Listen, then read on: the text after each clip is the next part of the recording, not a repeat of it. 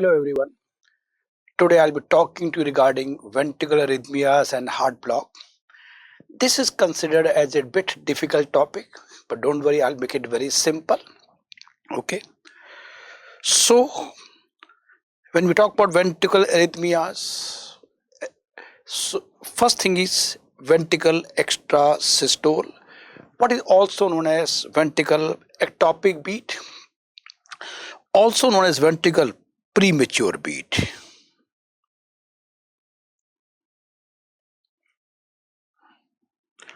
All are one and the same. Well, first point, they can be seen in a healthy person also. Very, very important point. That means if it is an occasional beat is there, then nothing worry about it, especially if it is monomorphic.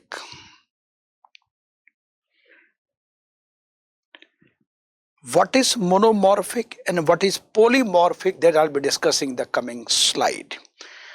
Second point is the commonest post-MI arrhythmia. That means after the myocardial infarction. There can be so many arrhythmias, but this is the most common. So in this particular slide, there are two keywords to be noted. One is the monomorphic type of VEP can occur in a normal person, and the most common after MI. So let me tell you what is the basic meaning of this so-called VEP. Okay, so basic concept is that this is the heart. We all know very well, normal, the impulse start from SA node. Now at time the impulse can start anywhere other than SA node. That is ectopic, right? If it arises from atria, we call as atrial ectopic, and if arise anywhere from ventricle, we call as ventricular ectopic. So as we are studying about ventricular ectopic, it is understood that it can arise from any focus in the ventricle will be ventricular ectopic. Understood. With this background, let me show you a normal strip. This is the normal strip. P wave, QRS complex, T wave. P wave, QRS complex, T wave. We are getting a normal rhythm. Now look into this. We are getting a P wave, and we got an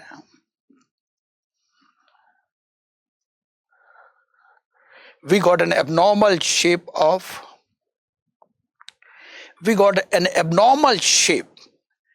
QRS complex. This abnormal shape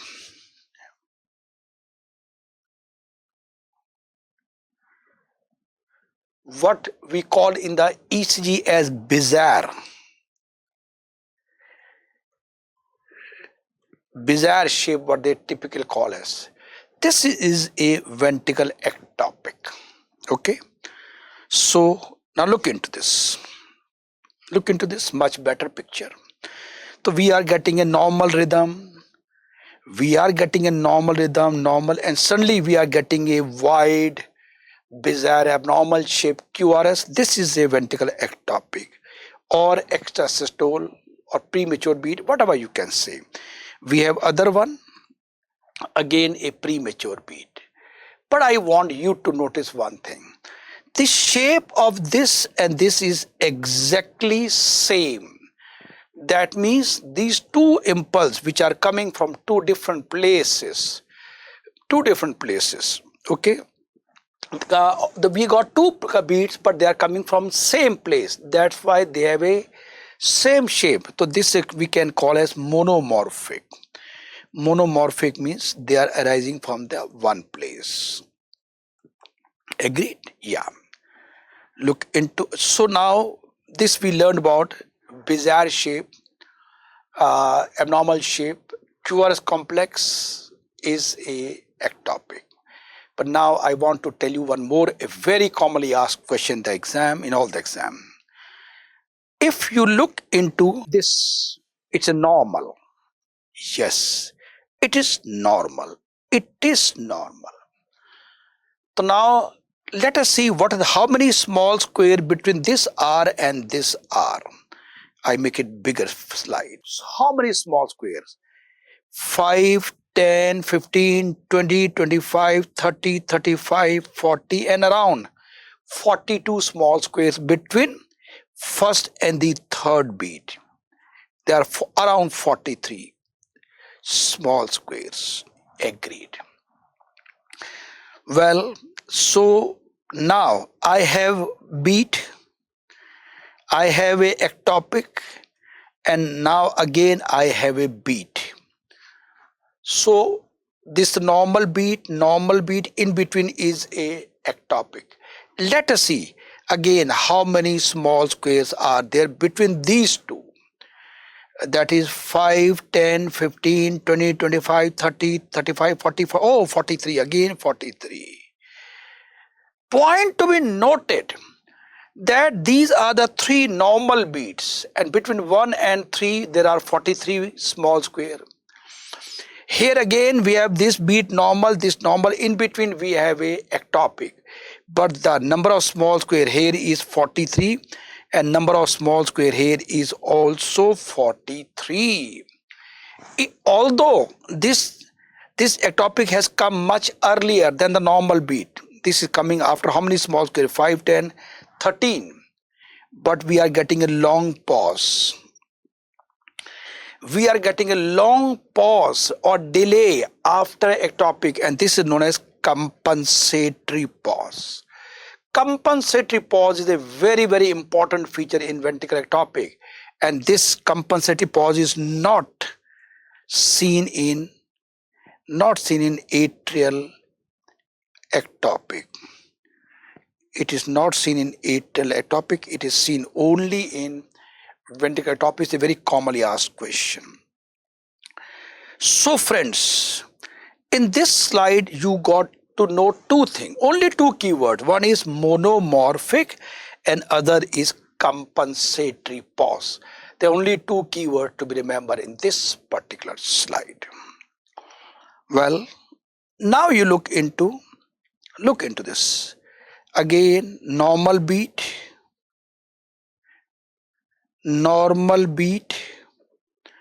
and we got ectopic, normal beat. Yeah. So now we got two bizarre shape ectopic, but they are coming together. This is known as couplet.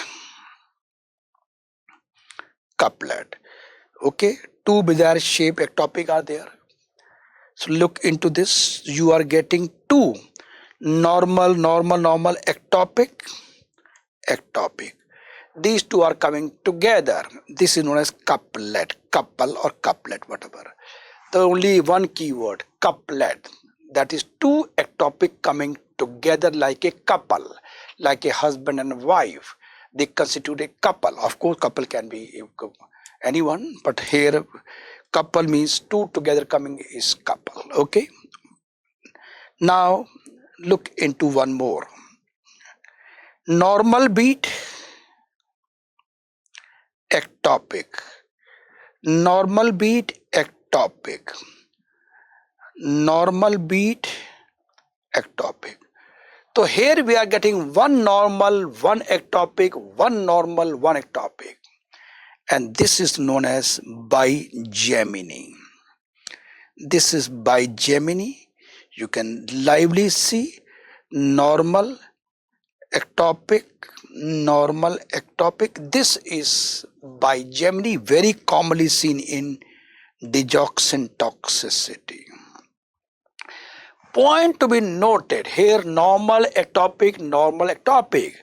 Point to be noted in the previous one that these two came together. That's why they were come as couplet. Right. One more lovely picture you can see, bigeminy, normal, ectopic, lovely, same, normal, ectopic, much bigger picture is there. So you are comfortable with the meaning of bigeminy. Now trigeminy. Trigeminy is ectopic, normal ectopic, normal ectopic. Do I need to tell you what is trigeminy? That means one ectopic is coming after two normal. Normal ectopic. Trigeminy is normal ectopic. This is trigeminy. And what is bigeminy? Normal ectopic. And what is what is couplet? Is normal ectopic. This is couplet. So beautiful mnemonic. Couplet is knee, N-E-E, and bigeminy is ne. Normal ectopic, normal ne. That was knee. This is ne, and this is O-N-N-E is trigeminy. Fine mnemonics. So lovely picture. One again, you can see normal ectopic. Okay, normal ectopic. This is the trigeminy. Now, so we learned about ectopic, we learned about couplet, bigeminy and trigeminy. So now some important point. Well, after MI, if they are occurring, which I told you, ventricular ectopic is the most common arrhythmia. This is due to electrical instability. Point to be noted. Well, in MI, a part of myocardium is dead, some is alive, and that disturbs the electrical stability. So they are representing electrical instability in the myocardium. But what is so important? R on T phenomena. This is important. This is not only important, it's very important. What is this? This you should know the basic concept. R and T phenomena.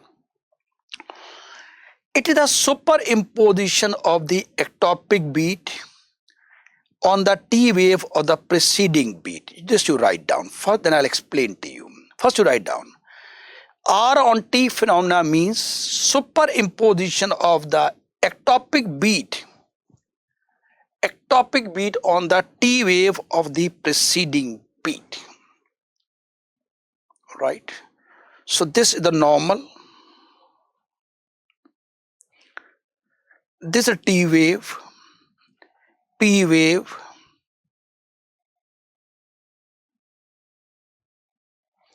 T wave, P wave, and we are getting a ectopic. Yeah. Here you can see ectopics is occurring after the T wave. But point to be noted, this T wave and ectopic, they are quite near to each other. They are in the neighborhood, ectopic and T wave. Now, this is a focus, abnormal focus, it can discharge any time. Suppose this focus is discharged when T wave is coming. Now, a question to you. T wave, if I say you, mechanically it is ventricle diastole. Mechanically it is diastole. We all know the QRS complex is ventricle systole. In fact, when we write as far as ECG wise, then we don't write diastole. We write as repolarization.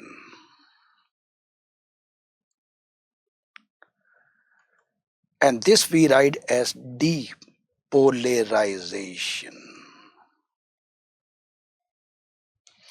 Repolarization and depolarization is what we call as in electrical terms. So at time, this ectopic may occur when patient is under repolarization. Look into the slide again. This is the normal P wave. This is QRS complex, T wave.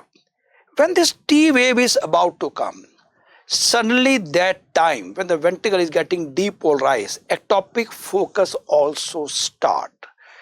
And ectopic focus now it will be falling on this T, and it will be together they will be like this.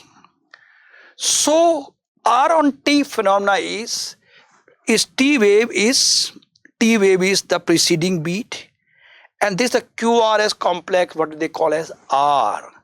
If T of the previous one and R of ectopic, they come together. If they come together, that induces, this is so-called R on T phenomena, and that can induce ventricle fibrillation immediately. It means when the ventricle was getting repolarized and suddenly a new focus has come, so it is activating the repolarizing myocardium, and that can induce ventricle fibrillation, that can lead to abnormal contraction of the ventricle, so-called R on T phenomena. Okay, so the actual language is, so you can write down superimposition of the ectopic beat on the T wave of the preceding normal beat is R on T phenomena. It can induce sustained ventricular tachycardia or can go even into ventricular fibrillation also. So I hope you learned R on T phenomena. So what the keyword? The keyword of R on T is superimposition of ectopic beat on the preceding T wave is R on T phenomena, and second keyword is ventricular tachycardia. Two keywords. Now you can see better. Okay. Normal beat, we are getting a normal beat and we are getting a T wave. This T wave. Well, now as I told you, this premature beat coming, it is coming at the time when the T wave was there. T wave, and this is known as R on T phenomena. Look, this is R on T phenomena, and it is led to what? It led to ventricular fibrillation. The first slide was, this is depicting nicely R on T phenomena, and this is the normal beat, but here it has led to ventricular fibrillation. Look, the moment R on T phenomena, it start fibrillating. So for the key word here is, so the question is, R on T phenomena can lead to what? It can lead to ventricular tachycardia or it can lead to ventricular fibrillation. Okay, it has a very special meaning. That's why I'm stressing on this point, because when I'll be using some therapeutic maneuver, we'll be again using R on T phenomena. So this was all about ectopics. Okay, well, now come the question. What I told you just now, a normal beat, this is single beat come is ectopic. If two beat come together is what? Couplet. But if three or more than three beat come together, three or more than three ectopic, ventricular ectopic, V is ventricular ectopic, three or more than three ectopic coming together, this is ventricular tachycardia. So like this we are getting ectopic, ectopic, ectopic. So we will be calling this as a case of ventricular tachycardia. Okay. So we learned the definition is, the first thing in this keyword is three or more. This is the first keyword to be remembered in this particular slide. Usually when ventricular tachycardia there, the ventricle rate is usually in the range of 100 to 250. 100 to 250 is a ventricle rate, very, very fast. And since is a ventricular ectopic, so it is arising any abnormal focus of the ventricle. That's a definition. Thankfully, it lasts for usually for few seconds. Usually, it means it is also, it can be paroxysmal. Paroxysmal means episodic. It may be episodic, and in that case it may not result in any problem. Patient will have little bit of palpitation, but hemodynamically patient may be stable.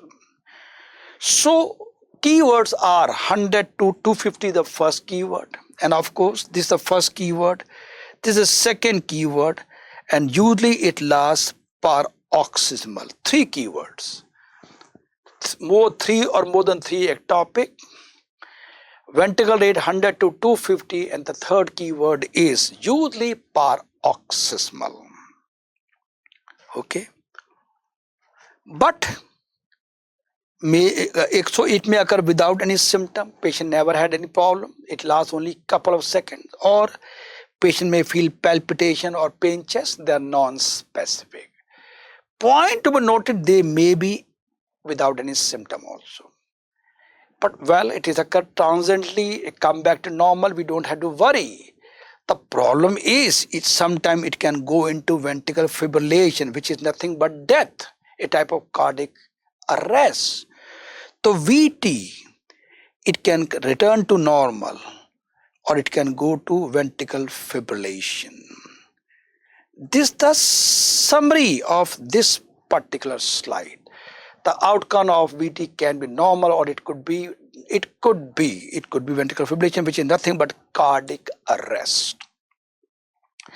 Either this way or that way, okay, is the phenomena, but this is the death. So that's why when the patient has ventricular tachycardia, you can never take it lightly, because this can go into VF, ventricular fibrillation any moment. So this is the only one keyword. What is the course of VT? Now look into this. Oh, you are getting wide, continuous ectopic you are getting, and they are all the same shape, we call as monomorphic. Monomorphic, right? Agreed? So you can see like this. Monomorphic, agreed.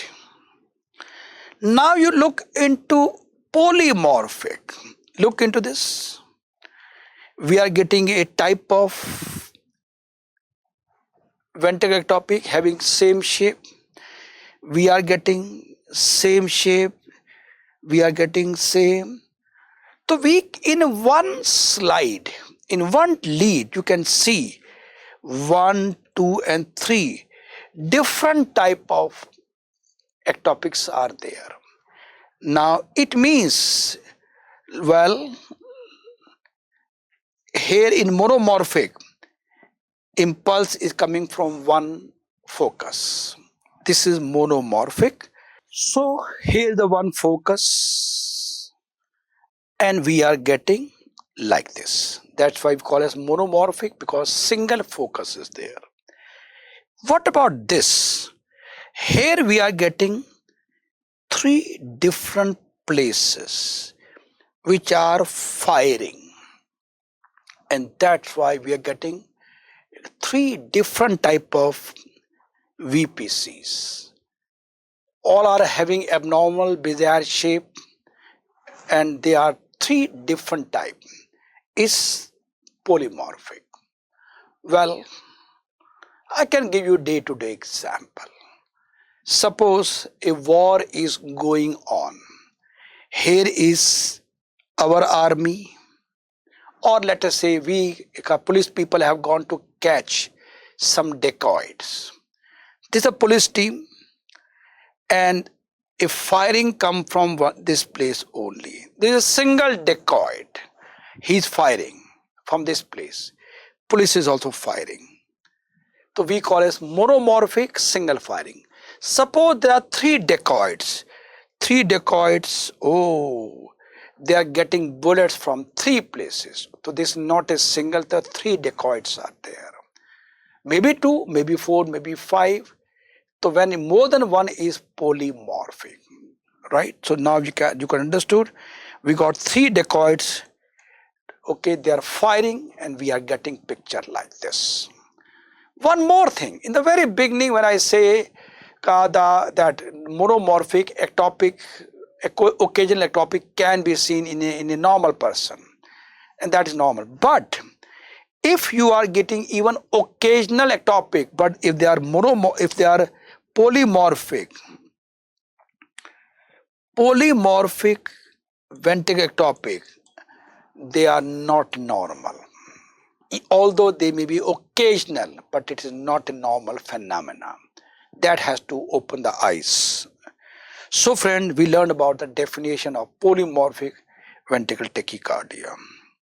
How to treat a case of acute ventricular tachycardia? Beta blocker are the first line therapy, point to be noted. Second is calcium channel blocker, diltiazem or verapamil we can use. Sodium channel blocking drug like lignocaine, maxilitine, quinidine, these can be used in different situations. But in broad term, beta blocker, calcium channel blocker, and the sodium blocker are the three things that we can use in treatment of acute ventricular tachycardia. We can also use potassium channel blocking drug like sotalol or dofetilide. We can also use amiodarone and donidalone. Very, very important point. Okay. Understood? Yeah. Now, this was regarding drug therapy. And here I would like you to note it down regarding verapamil. I just want you to encircle it, although I have written it, but there is some discrepancy is also there, which I am going to discuss in the coming slides. Implantable cardioverter defibrillator. This is the advanced stage. What is this? We call as ICD. ICD. Highly effective for termination of VT and VF. VF is ventricular fibrillation. Well, it is a machine. You can see it's a machine. Okay, it has a pulse generator device and leads is there. ICD. Implantable.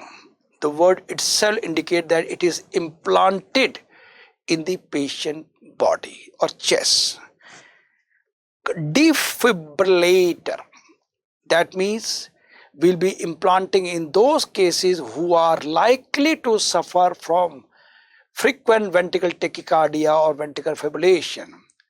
And that if the patient develops ventricular fibrillation, which is just like cardiac arrest, and patient will die within 3 minutes. The patient can have VF any moment. So in such cases, what we do, you implant this in the patient chest. Moment arrhythmia occur, it catches. It catches the arrhythmia going on, and it will give a DC shock there and then only. That's why we call it implantable cardioverter defibrillator. Okay. So let's learn more. It is a implantable device, as I told you, inside the body. Number 2, it can lead to defibrillation and pacing of the heart. If the heart is not beating properly, the rhythm changes. It can act like a pacemaker. If cardiac arrest occur, so it can lead to a defibrillation also. Suppose the patient go to asystole, then it will start acting like a pacemaker. So it has got double role to play. It can act as a pacemaker, it can act as a defibrillator also.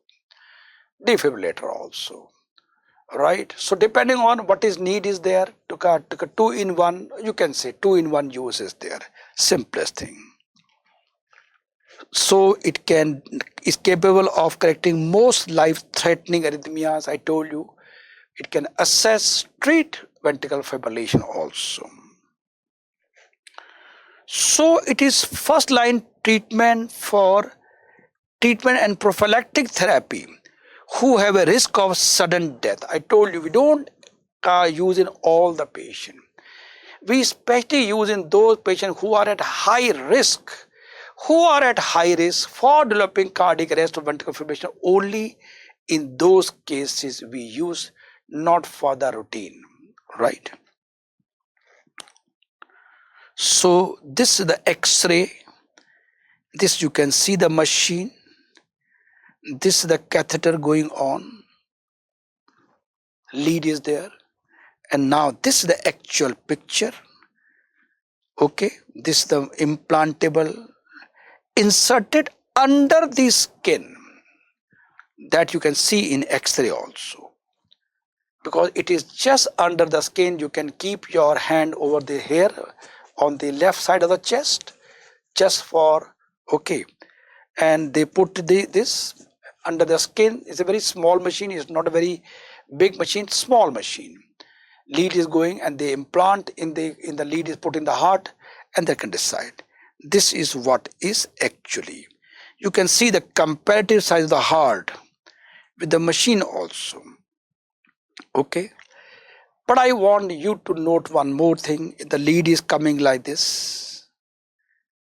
Okay, sometime it may rotate around the machine also. That may create some problem, but note it down. This I'll be discussing a little later on. So you understood about the concept of implantable cardioverter defibrillator. Now we also have a catheter ablation for ventricular tachycardia. What we do is again, it is a guiding an electrode catheter, and they produce thermal injury by radio frequency current. Suppose they have a focus. Look into this. There are so many focus are there. So many foci are there. They destroy one by one. Well, it is just like the three dacoits, and they are firing like this. What the military does, they fly in a helicopter and they fire. They kill the three dacoits from the helicopter. The commando come, they destroy, fire. Same thing here also. A catheter comes and they just simply coagulate. By thermal coagulation, they destroy the focus. No focus, the VT will disappear. This is so-called catheter ablation for ventricular tachycardia. Now we have a automated external defibrillator. The previous one, what we said about implantable. Here it is automatically portable device. Okay, this I'll show you the picture. This you must have seen. Those who travel in the airports, you must have seen in the railway station or big bus stops, big places. In some of the malls also you can see AED is written. Automated external defibrillator. The machine is a portable machine, not a big size like this. It is kept at one place, and whenever it is needed, it can be used by any trained staff, any paramedics can do. It is to treat defibrillation. Okay, so you are giving defibrillation from outside. Okay, and but problem is patient is unconscious, patient is pulseless. You apply it, automatically diagnose life-threatening arrhythmias. It diagnoses, and you have to give a shock, and you can convert into normal sinus rhythm. Well, at time when we are using it, it can burn the skin also. You can see some burning in the skin can occur because it had got lot of joules electricity is there. So we keep the electrode like this. We have one left and other is right. So we are just look into what the position, heart position is this, and they are put across the heart. This positioning is done. It's just to update you how it is done. So now I'll talk about ventricular fibrillation. Look into ECG. Look into ECG.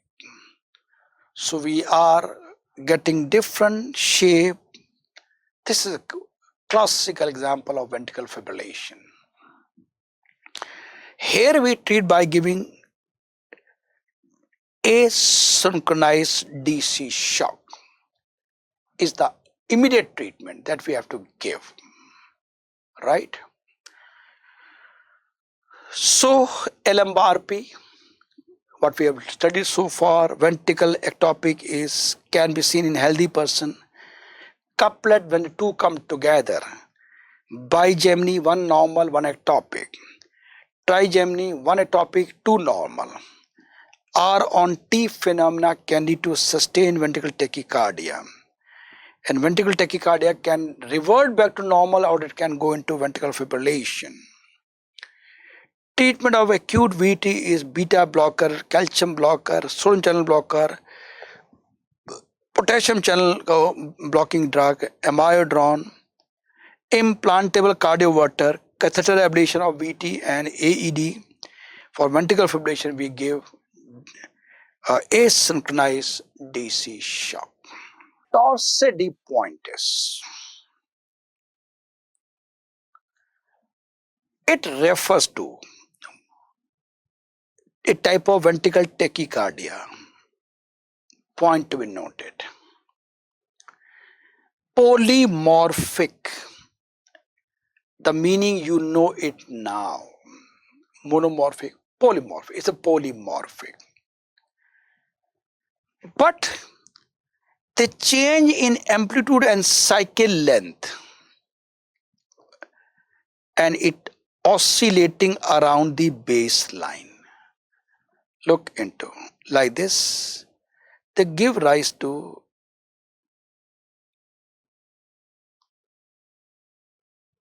they twist around the baseline.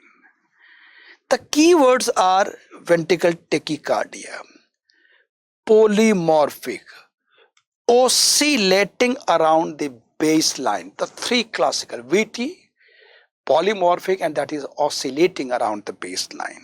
So-called twisting of the point. The other word they use is twisting of the point, is getting twisted.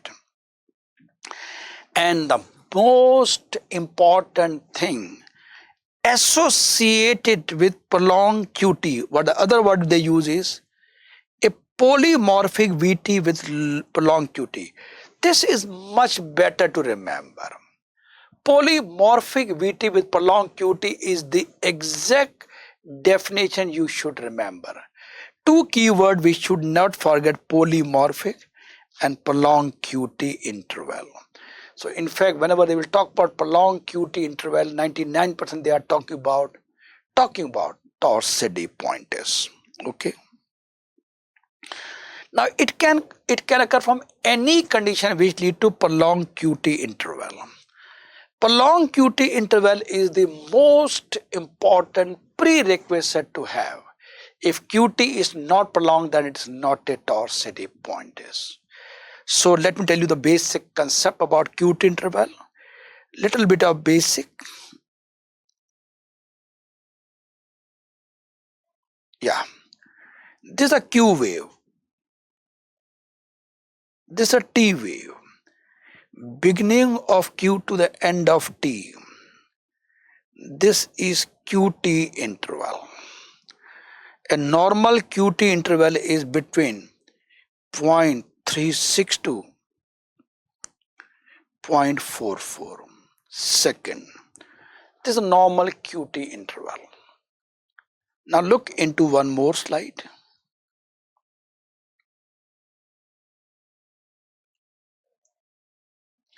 Now the QT interval is this. is a prolonged QT interval, much more than 0.44. Let us say this is 0.60 second. So we'll be calling as a case of prolonged QT interval, right? This is a basic. Now, what are the causes? This is a very, very important question. VVIP topic, can't afford to forget. What are the conditions which can lead to prolonged QT interval? It can be electrolyte imbalance like hypokalemia, hypocalcemia and hypomagnesemia. All are important, but this is the single most important, because in actual exam question or in actual practice also, suppose you have seen 100 cases of torsades, majority will be due to hypokalemia. So that's why when the actual patient come to in the clinical setting of prolonged QT to ICU, it is mandatory to investigate for T-wave or for serum potassium level immediately. And if the potassium level is reduced, start potassium infusion, but it should be given very slowly. So that is important of hypokalemia, otherwise hypocalcemia and hypomagnesemia. Antiarrhythmic drug like class 1A drug like quinidine. This is important. Class 1A drug, they are antiarrhythmic, yes, that we know, but they are also known as proarrhythmic.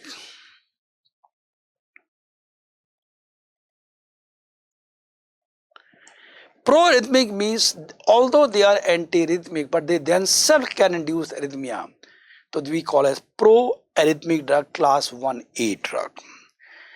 Phenothiazine, tricyclic antidepressant, they also can lead to prolonged QT. Bradyarrhythmias, any cause of bradyarrhythmia, they can lead to prolonged QT interval. It can occur as a congenital, very, very important question.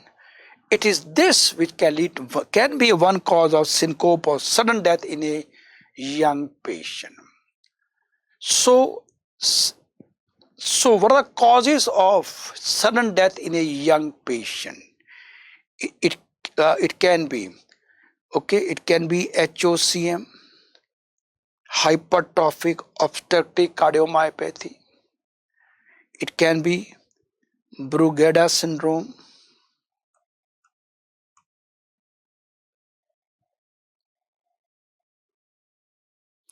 It can be torsades,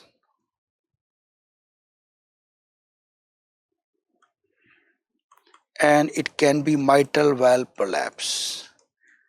These are some of the important causes of sudden death in a young patient.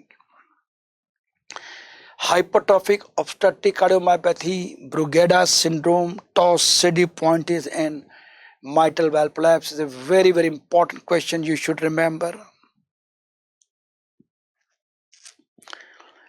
So the ECG, polymorphic, what I mentioned to you, polymorphic ventricular tachycardia and prolonged QT interval, it may be as high as 0.6. Only two keywords. One is polymorphic VT and prolonged QT. Okay, and they can go into VF and they can have sudden death. The two keywords 1 and 2, that's all. Only two keywords to be remembered in this particular slide. And now you look into the ECG. Look, what I told you, they look to around the twisting around the baseline. Just twisting, look, symmetrical twisting lines is what we call as a polymorphic type. Look into this, look like twisting around.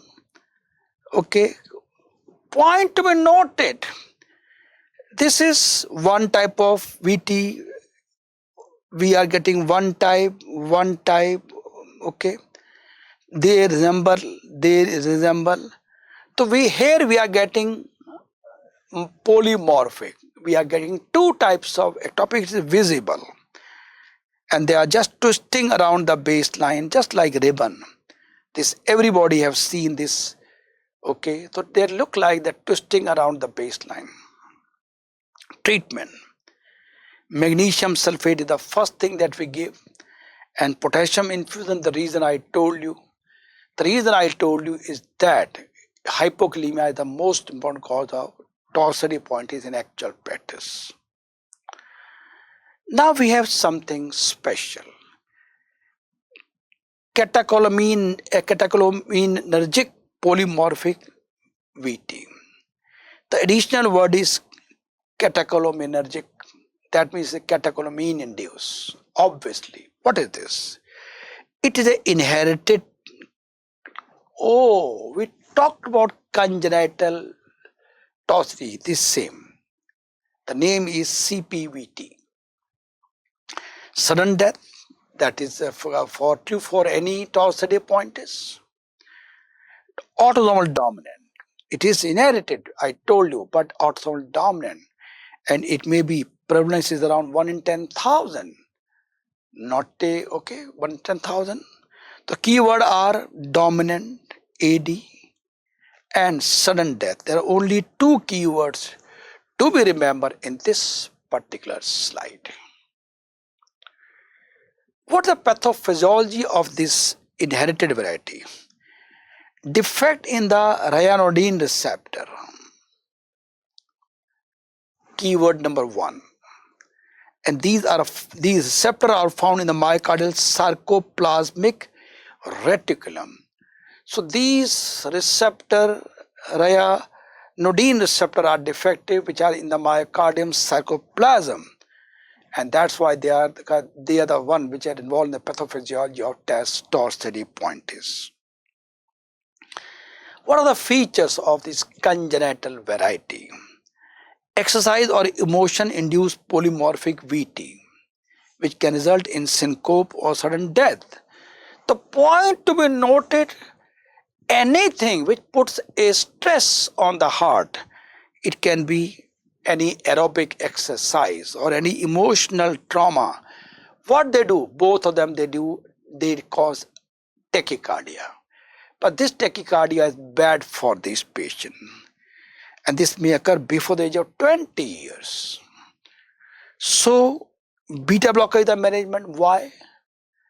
Why? We just saw that it is the exercise or emotion, both of them, they have a common thing, they lead to increased heart rate. That means anything which will increase heart rate will precipitate this type of problem. So we don't want that, we want to give a beta blocker which will keep the heart rate under control and VT will not happen. Since we know these patients can develop ventricular tachycardia or ventricular fibrillation any moment, they are the ideal candidate for implantable cardioverter defibrillator. Okay, they are the ideal candidates. I have been mentioning this. We have a high chances of having ventricular fibrillation like congenital variety. A quick recap. Polymorphic VT with prolonged QT is the one line you should never forget. Twisting of the point around the baseline causes electrolyte imbalance, the most important hypokalemia. Class 1A drugs like quinidine, phenothiazine, and tricyclic antidepressant. Bradyarrhythmias, congenital variety may be there. They can develop VF and sudden death. Treatment of acquired QT is magnesium sulfate and potassium infusion. Now we'll talking to you regarding heart blocks. So, first degree heart block.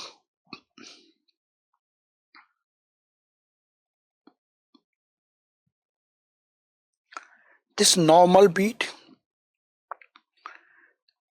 This is a PR interval. Normal PR interval is 0.12 to 0.20 second. Normal. This is normal.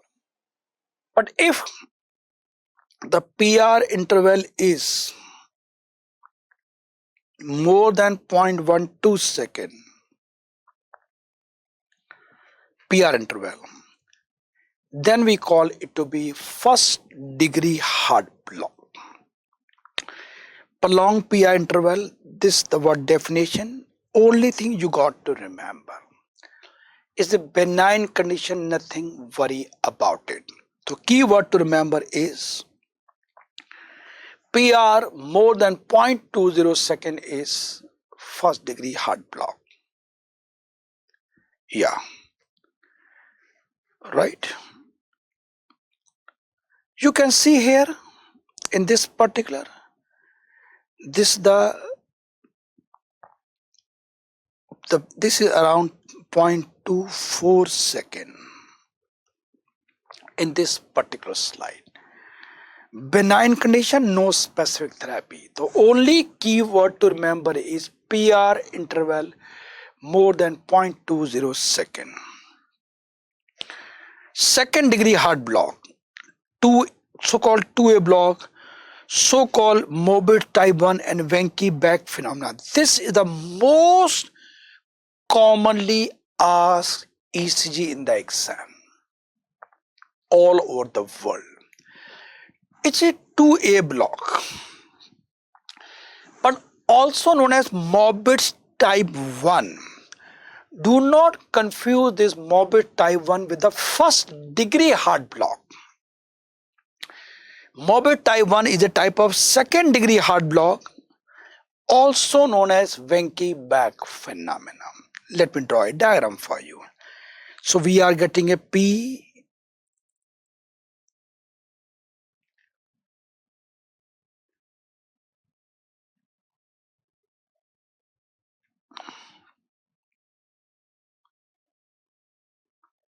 yeah, P, P, P, P and P. This is PR interval, PR interval, PR interval, P, PR interval. What you notice, in progressive beats, the PR interval is increasing. A stage come, a P is followed by a drop of QRS. There is no QRS and the same cycle start again. This is Ventricular phenomena, so-called morbid type 1 or 2A block. It is a benign condition, nothing worry about it. Nothing worry means we don't have to be very aggressive, but we have to keep a watch. I never say, oh, just ignore. You, especially in the setting of coronary artery disease, we just have to keep a watch. Now you look into this PR interval, PR interval, PR interval, now P, PR interval. So we are finding progressive increase in the PR interval in subsequent beat till a P is followed by a drop of QRS. Okay. What are the causes of this? It may be a normal variant. It may occur normally in athletes, but that's why, but sometimes it may occur in sick sinus syndrome. It may occur in ischemic heart disease, or it may occur in acute carditis. But somehow it's a benign condition, no specific therapy. Of course, in this, nothing worry about it, but in this patient, you have to observe. Be watchful. Now we talk about second degree heart block, so-called 2B block, also known as morbid type 2 heart block. What is this? P wave, QRS. P wave, QRS. P, QRS.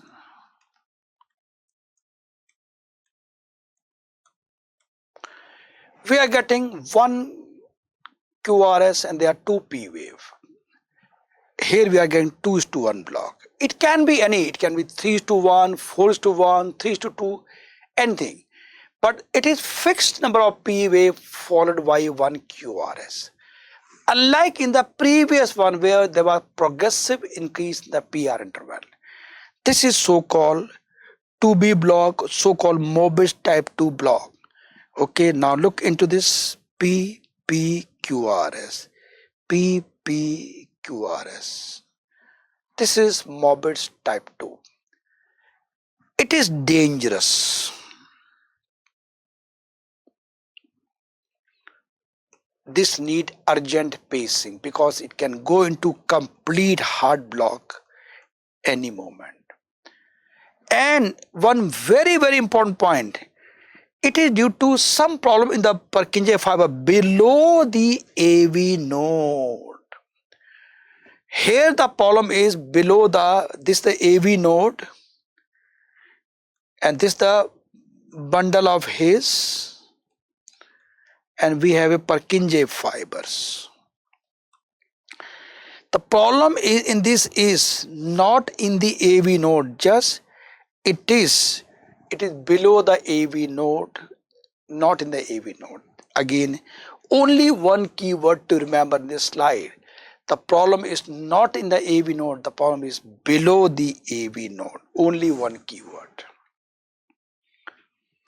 Look into this. PPQRS, PPQRS. This is 2:1 block. Third degree so-called complete heart block. Here P and QRS are beating independently. But PP interval will be normal. PP interval will be normal and RR interval will be normal. PP normal, RR normal, but there is no correlation between P and R. This is complete heart block. It's a dangerous condition. Usually in such cases, ventricle rate is slow. Ventricle rate is usually below 60, and in the JVP you get Canon A wave. Canon A wave. So this, if you are getting these two findings together in one patient, slow ventricle rate and Canon A wave in JVP, perhaps you are dealing with complete heart block. Causes, it can be idiopathic, so-called fibrosis. It can be congenital also. Ischemic heart disease, aortic valve calcification, and digoxin toxicity. Very, very important question. In fact, digoxin toxicity can lead to all types of arrhythmias and blocks, except 2B block, except atrial flutter. These two things do not happen. In digoxin toxicity, all types of arrhythmias and blocks can occur except 2B block and atrial flutter. Why a 2B block doesn't occur? Because the problem is below the AV node, not in the AV node. Treatment is pacemaker. Maybe in 2B also, and in complete heart block we have to go for pacemaker. So a quick recap of the normal recording. First, you can see the PR interval, where we're getting prolonged PR interval, first degree heart block, 2:1 block, PPQRS, PPQRS, this is 2:1, and complete heart block, PP interval constant and RR interval constant is complete heart block. Now we talk about bifascicular block.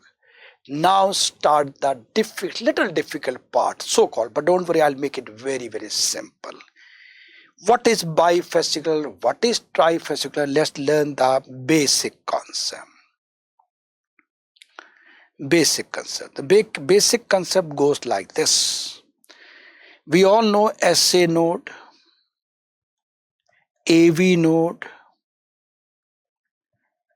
bundle of his, right branch and the left branch.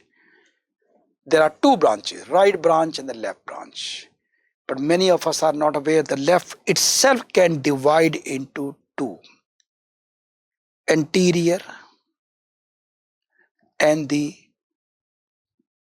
posterior.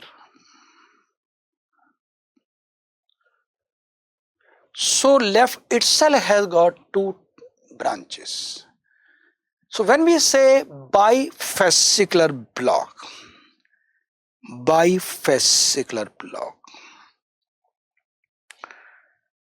this is the right fascicle, this is the left anterior fascicle, this is the left posterior fascicle. Suppose if the blockage occur at this site number 1, so what we call as right bundle branch block, everybody knows it. If the block occurs here, we call as left bundle branch block, everybody knows. But if the block has occurred at site number 1, okay, plus this one, let me say site number 3, the blockage is occurring 1 and 3 or this 4, 1 and 4, they are called as bifascicular block. Point to be noted, if the right bundle branch block alone is involved, site number 1, we call as right bundle branch block. Site number 2, when the left bundle is involved, we call as left bundle branch block. But sometime blockage may be in 1 plus either 3 or 4. 1 or 3 or 1 or 4. That means left anterior hemiblock or the left posterior hemiblock. This is so-called bifascicular block. So either right bundle branch block, right anterior or right plus posterior, any one is there, we call as bifascicular block. Okay. So this is good enough. If you know this much is good enough. But this is, you learn the theory. So let's talk about. So as I talking to you, there is a combination of in bifascicular block, right bundle branch block and either left anterior fascicular block LAFB or left posterior hemiblock LPFB, and this is more common. Anterior block is more common. So right bundle branch block plus left anterior or right bundle branch block plus posterior hemiblock, this is so-called bifascicular block. This is a definition. But is it enough? No. Now I take you to those ECG which are known only to top ranked people. These are the which are getting the rank number 1 in any exam for people like you. Let's learn the ECG. Look into this. I'll spend enough time. Okay, this is a RBB bifascicular block. RBB plus left anterior block. Plus left anterior block. So we see one by one. These I'll go very slowly. I'll be repeating 2 or 3 times. Okay. So in RBB, look into this. This is a classical finding. What we get in RBB. Look what we are getting here. What we are getting in this ECG. We are getting inverted P. And we are getting like this. This is the classical finding what we get in RBB in lead V1. So this is what is seen in RBB. And we also know that normally in RBB, right axis deviation occurs. I have taken a separate lecture of axis deviation. Okay, those of you who have not seen, you can go and see my ECG lecture number 2, where I have discussed axis deviation also.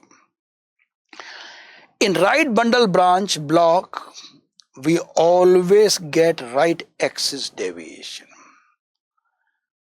And for the right axis deviation, there has to be positive in L1, there has to be positive in AVF. Just to refresh your knowledge, there has to be positive in L1 and we should be positive, that means upgoing in VF, that is so-called normal axis, right? To have a right axis deviation,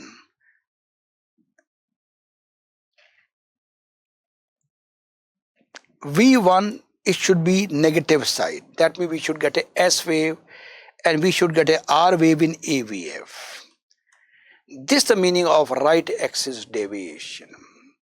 Again, I'm requesting you, those of you who have not seen the lecture on axis deviation, you go. I'm not going to repeat an entire axis deviation, but at least I can guide you.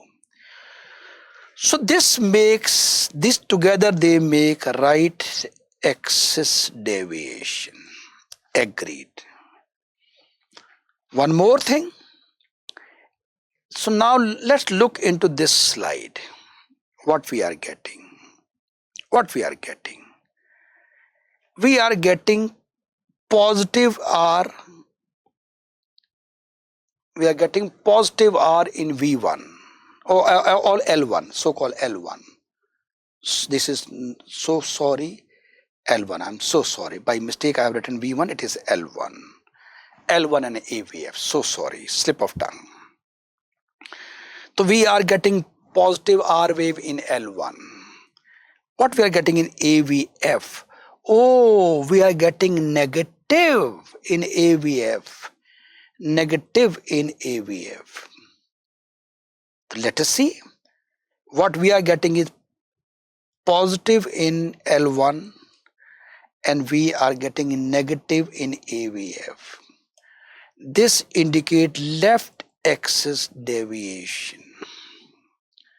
Friends, if you are getting right bundle branch block plus left axis deviation, this is bifascicular block. RBB pattern plus left axis deviation, this is bifascicular block. RBB plus left anterior fascicular block. So RBB you are getting in V1 and left axis deviation by looking at positive in L1 and negative in AVF. So now all the students should revise. So in bifascicular block, RBB with left anterior fascicular block, speak out, just behind me. RBB plus left anterior fascicular block. Yeah, RBB with left anterior fascicular block. You get left axis deviation. Left axis deviation with RBB pattern in V1. RBB pattern in V1 and left axis deviation, very simple. RBB plus left axis deviation is bifascicular block. Agreed? So now you look into one more slide. Okay. We are getting in V1, we are getting RBB pattern. Okay, and L1 AVF, AVF, AVF on the negative side. So two things. Simplest way, look into V1. In V1 you are getting like this, and in AVF you get like this. This is V1 and AVF. Look into this. V1 RBB pattern and VF is negative side. This is bifascicular block. Look into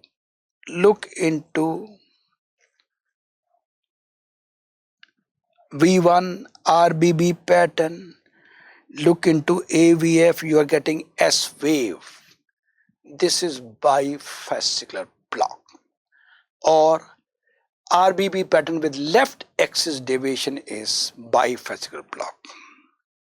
Now RBB with left posterior hemiblock. Left posterior hemiblock. Let us see. Here we are getting right bundle branch in V1. Okay, this we got in the previous one also.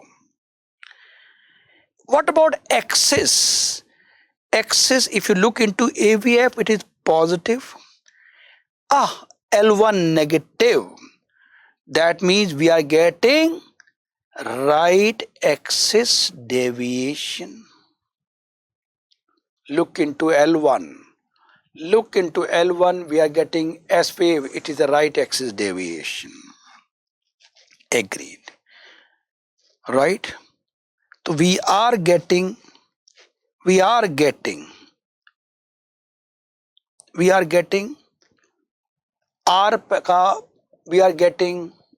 RBB pattern in V1 and we are getting a negative side, that we indicate right axis deviation. Well, but definitely somebody is going to ask me a question. Sir, normally also in right bundle branch block we get right axis deviation. Then what are the criteria? How can you say this is posterior hem block? There has to be additional finding, and that is the gold medal question. Let us see additional finding. The additional finding is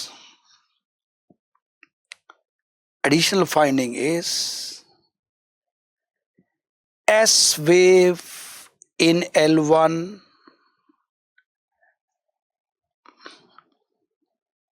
okay, Q wave in L3, T inversion in L3, that means S1, Q3, T3 plus RBB plus right axis deviation. This is posterior hemiblock. Sir, this we see in pulmonary embolism also. Yes, we see it. So that's why when we talk about like a RBB with left posterior hemiblock, we always take history into consideration.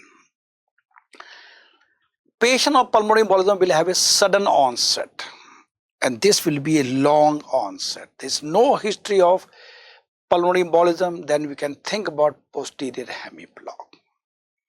I repeat again. If only RBB is right bundle involved, we call it what? RBB. If only left bundle is blocked, we call it left bundle branch block. There can be isolated left anterior hemiblock. There can be isolated left posterior hemiblock can be there. Okay. So again story.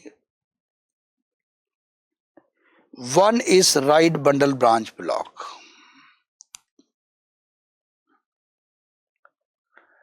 This two is left bundle branch block. This three is left anterior hemifascical block. Left posterior fascicle block. 4.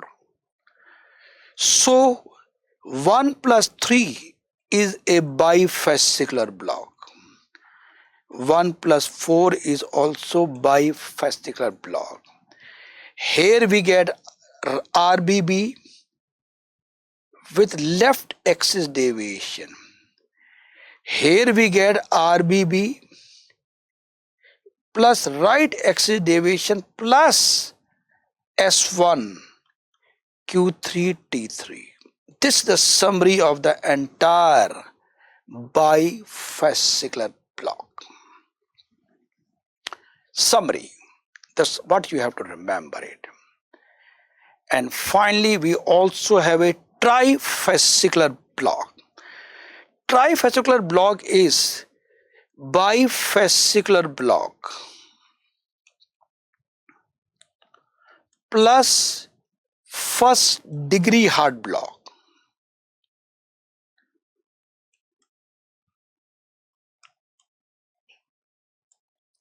First degree heart block means prolonged PR interval.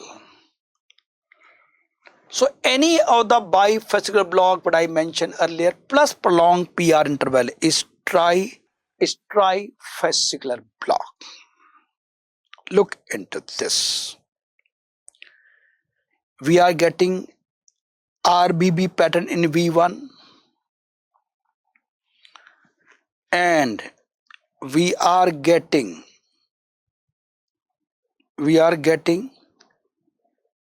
this is negative side, positive. We are getting left axis deviation. And look into PR interval.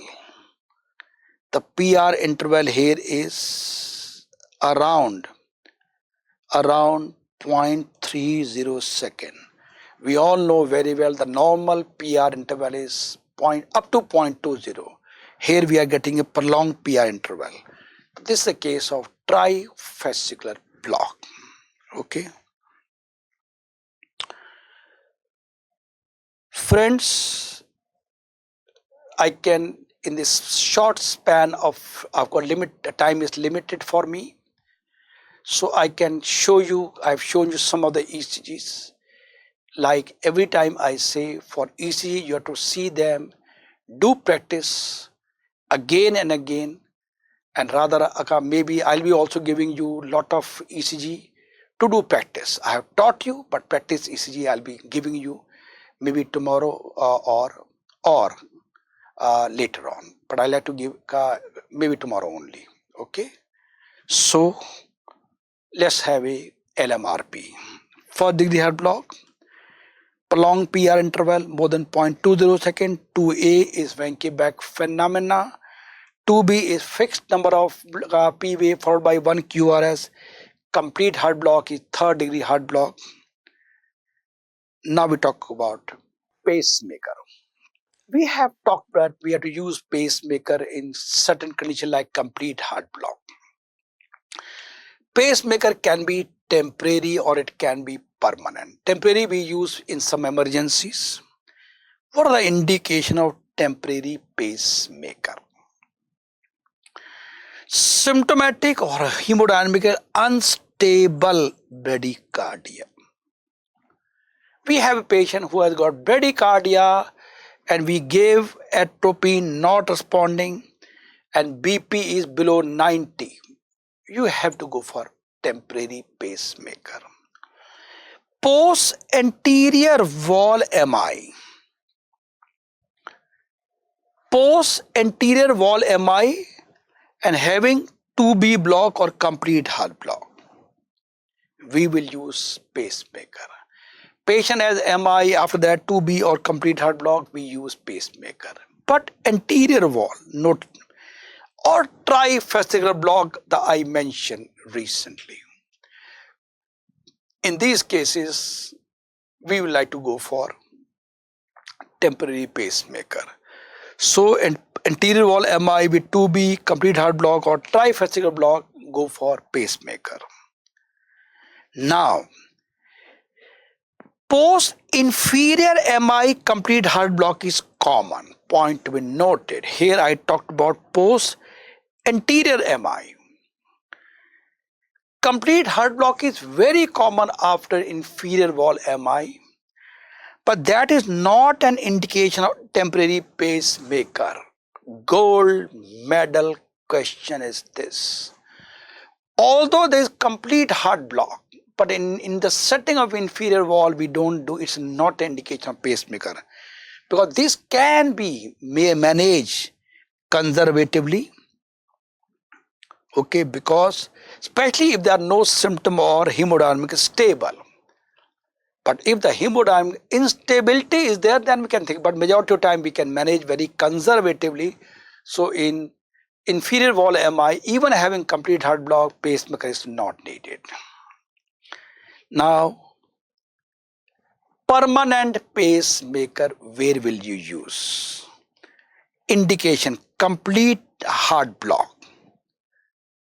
Complete heart block, it can be, which can come as a Stokes-Adams syndrome, or maybe sometime asymptomatic in the setting of anterior wall MI or congenital. In such cases, go for pacing. 2B block, Mobis type 2B block, Mobis type 2 or so-called sec 2B block. Persistent AV block after anterior MI, symptomatic bradycardia or resistant tachyarrhythmias. Tachyarrhythmias are going on, you are not able to manage. So these, in such cases, you have to go for permanent pacemaker. Now, you should know a little bit more about pacemaker also. Nomenclature and complication. Okay. Whenever we use a pacemaker, we use a 5-letter code. The keyword is 5-letter code is the first keyword. So in the 5-letter code, first letter indicate chamber which have been paced. First is chamber. None, A for atrium, V for ventricle, D for dual, or S for single. So whichever chamber is there, none, atria, A, V for ventricle, D for dual, and S for single.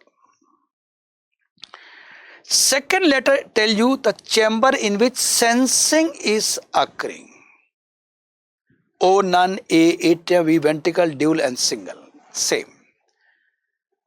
Third, response to a sensed event.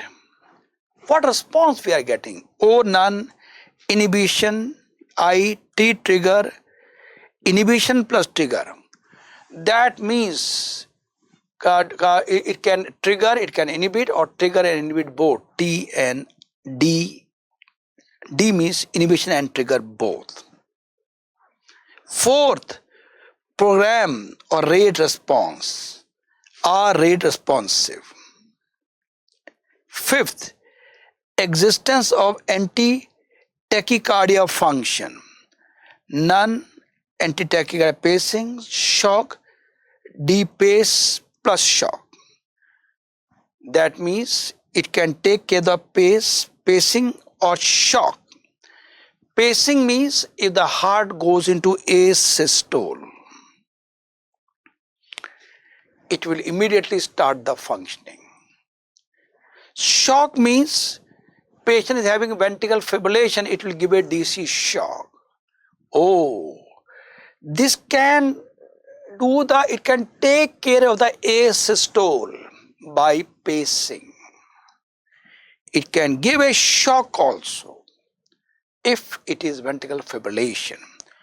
So first chamber which has been paced, chamber which has been paced, chamber which is sensing, response to sense, rate response or not, and existence of anti-tachycardia function. It can be both pacing and shock.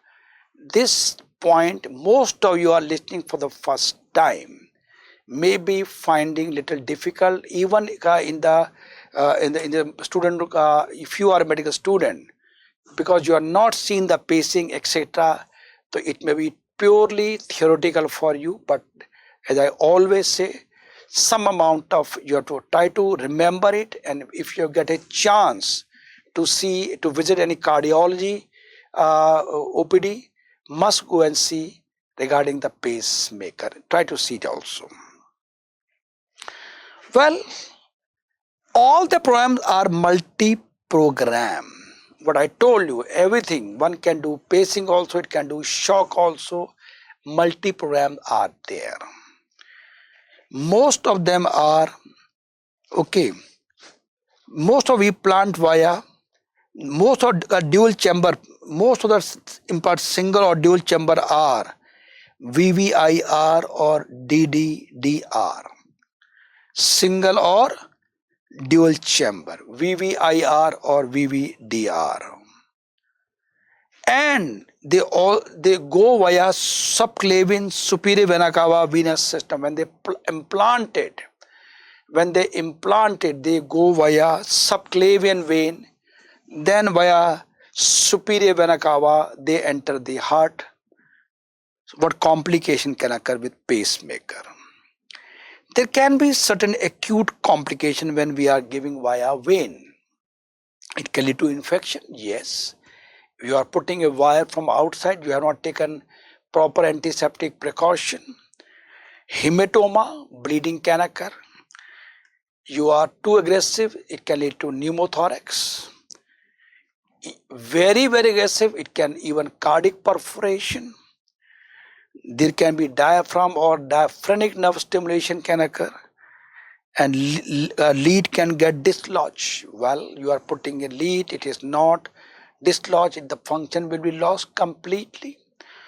So infection, hematoma, pneumothorax, perforation, phrenic nerve stimulation or lead dislodgement, they're all the problem of acute complications. Chronic complication, again infection, erosion, lead failure, nothing special. Abnormality resulting from inappropriate programming.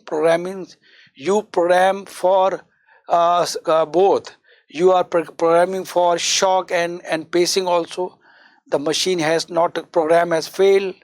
Program has failed will lead to the complete failure, is all program based. Sometimes it can intervene with the electrical activity of the normal heart also. Nothing special about it. Nobody going to ask you. But this is important. Twiddler syndrome.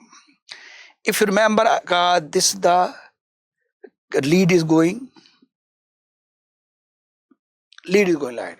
Sometimes the lead get rotate around this, and that can dislodge the wire from its position, and this is called as Twiddler syndrome.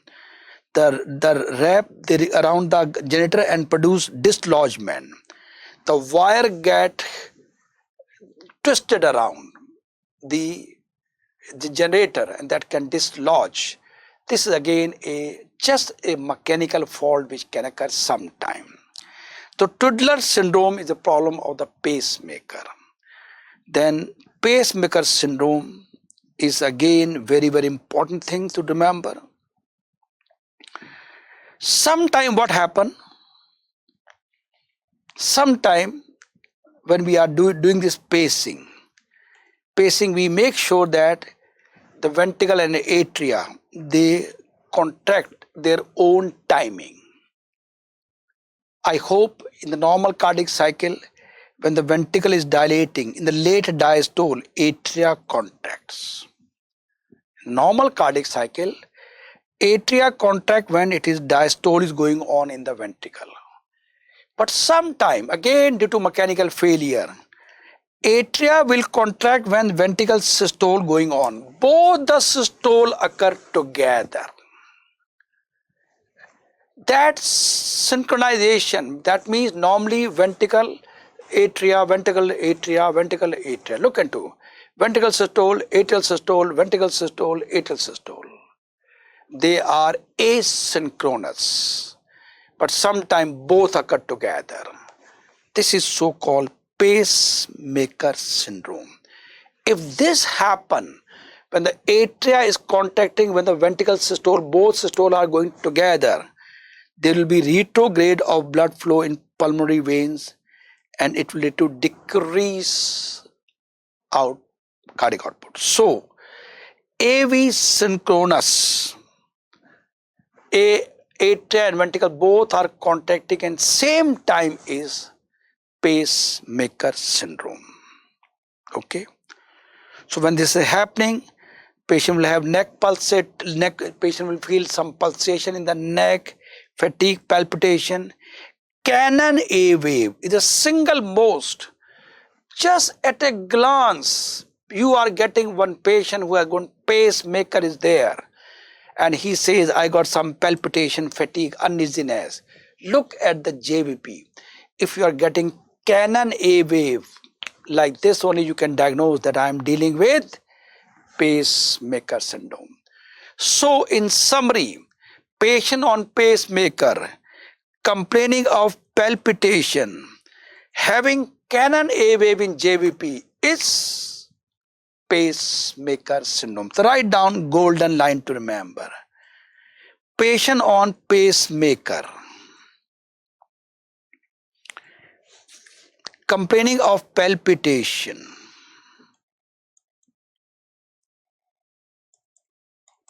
with Canon A wave. This is the pacemaker syndrome. Golden line to remember. Pacemaker tachycardia. This is seen in dual chamber pacing. Sometimes short circuit develops.